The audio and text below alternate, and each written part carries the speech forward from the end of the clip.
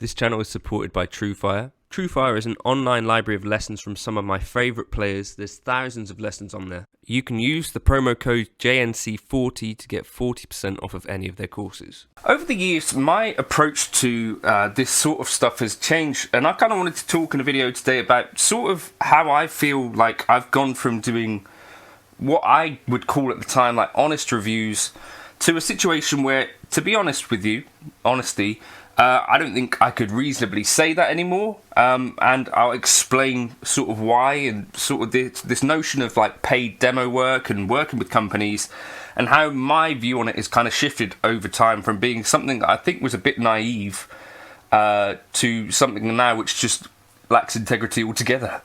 Here's a bit of an intro on Helix Native.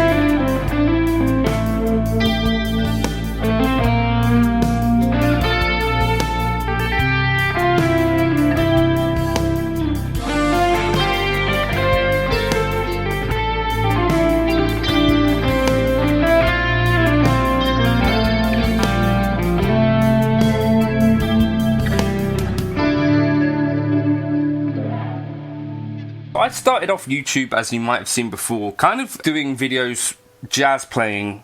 All I was using it for was basically a place to exercise some sort of regularity, put out a jazz tune a week. At some point along that way, I did a demo for Helix Native where I, just reamped something that I'd recorded and put it through a few amps on Helix Native. That was really what started this whole sort of ball rolling. A guy from Line 6 said, would you like to make some videos? I think it started off, they sent me like a Line 6 relay, you know, the things that burn people's, apparently, according to the warning. Anyway, and then I asked, like, I've seen this HX Stomp thing, it just come out 2018, that must make it. I was like, could I do some videos with one of those? And that kind of led to starting talking with companies a bit more. And at the time, it was just kind of one of those things where I was like, I don't want to just market for companies. And at the time, I probably had a view that might be similar to some of you guys, which is like, that YouTube is full of gear demos anyway, which definitely is, and equally like the sort of opinion like it's very easy to be nice about loads of products that are given to, which again I think is totally true. That was basically how I operated for a while. Like, I wouldn't do sort of paid work or paid demos or take money to do a video, but I think this is the key reason for me. I didn't get offered that much at that time, and I think this is kind of that thing where it's pretty easy to turn down opportunities that are not given to you, if that makes sense, or to like be cynical of opportunities. Whereas, you know, if a company that you already use their products, for instance, came along to you and said, we liked what you did, thank you for promoting whatever or doing videos, can we work together on something, it kind of becomes a bit of a different prospect.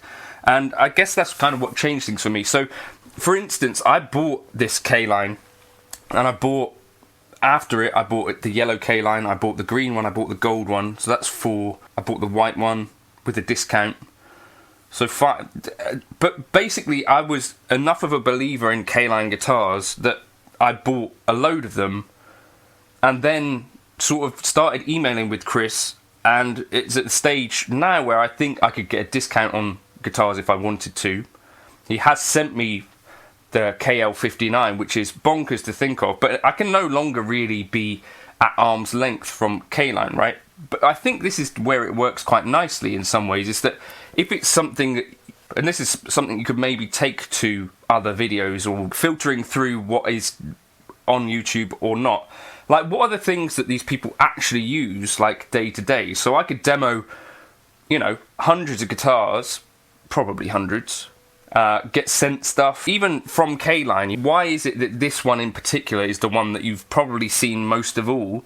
Was because this is the guitar that I actually like most. Now, this is the awkward thing about like this reviewing stuff and demoing stuff. It's like this is actually just a one-off guitar, isn't it? Because all guitars are subtly different, and this is the thing that kind of makes me nervous about the whole idea of this gross word like influencer anyway, that actually your experience with this guitar might be totally different to mine, and if I put this into your hand, you might think, well, that's junk. So that for me is why I'm kind of uneasy about it, and I kind of just see it as like just making videos about stuff that I like.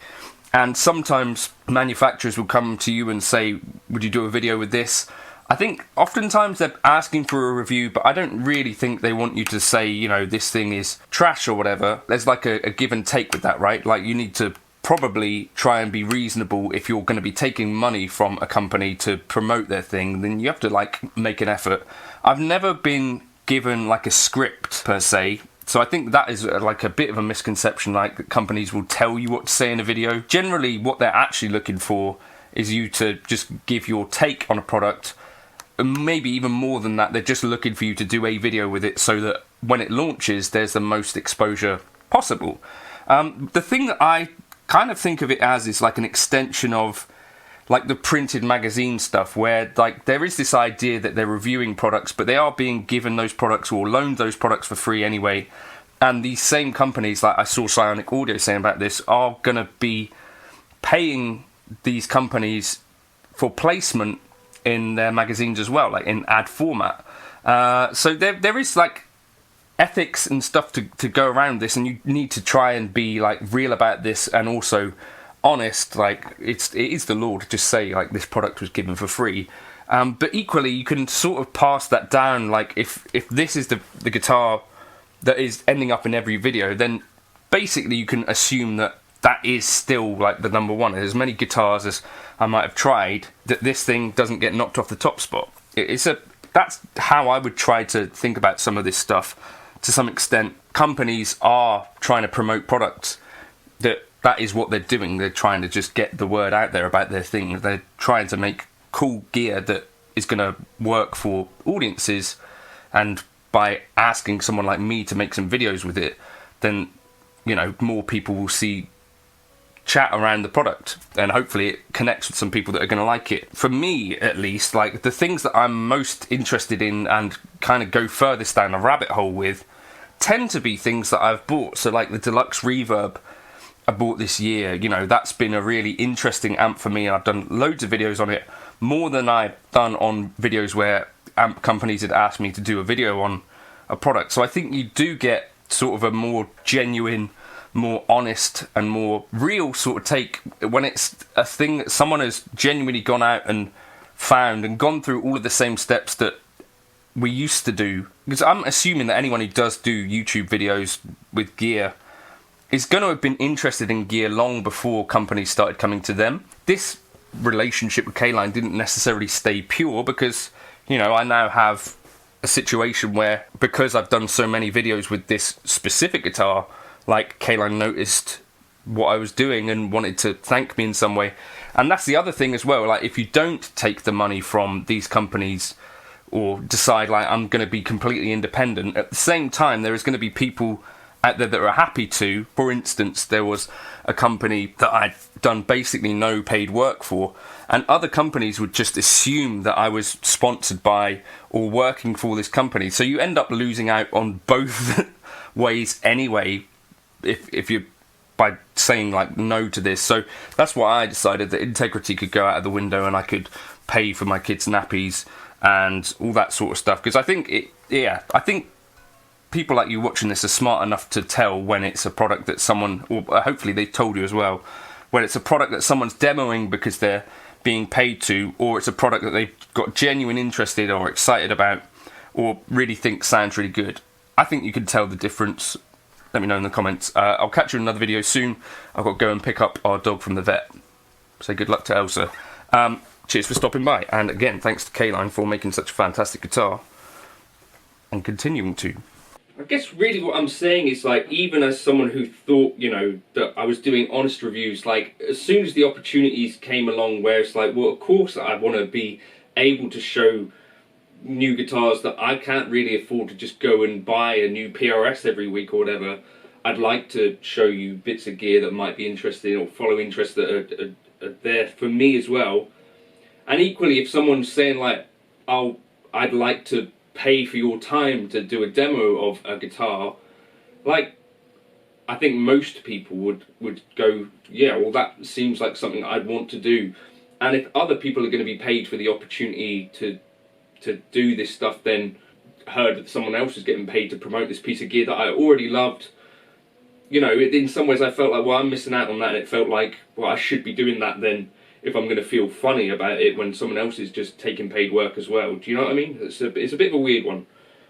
But equally, you know, it is also a weird position to be sent, like, expensive gear for free just because you're someone who played guitar in their bedroom a lot.